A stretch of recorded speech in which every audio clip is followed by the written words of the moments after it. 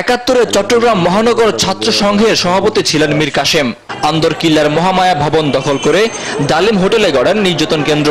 তার নির্দেশে কিশোর মুক্তিযোদ্ধা জসিমকে ধরে নিয়ে হত্যা করে মরদেহ গুম করা হয়। নিষ্ঠুরতার প্রতিদান হিসেবে ৭১-এর ৭ নভেম্বর পদোন্নতি পেয়ে পূর্ব পাকিস্তান ছাত্র সংঘের সাধারণ সম্পাদক হন কাসেম।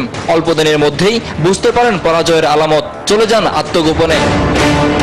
রাজনৈতিক পট পরিবর্তনের সুযোগে নৃশংসতায় দক্ষ এই বদর নেতার উপরেই ভরসা করে জামায়াত। ছাত্র শিবিরের নেতৃত্বে আনা হয় কাসেমকে।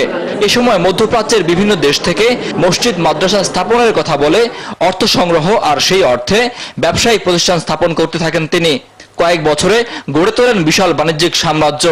জামায়াতের এই কেন্দ্রীয় নেতার অর্থনৈতিক দাপট থামে মানবতা বিরোধী অপরাধে গ্রেপ্তার হয়ে। ২০১৪ সালে ট্রাইব্যুনালের রায়ে ২টি ঘটনায় ফাঁসি আর ৮টি ঘটনায় ৭২ বছরের কারাদণ্ড দেয়া হয়। এ সময় কাঠগড়ায় বসা মীর কাসেমকে দেখা যায় ফুরফুরে মেজাজে। ফাঁসির রায়ের পরও বিজয়ের চিহ্ন দেখিয়ে ঔদ্ধত্য প্রকাশ করেন।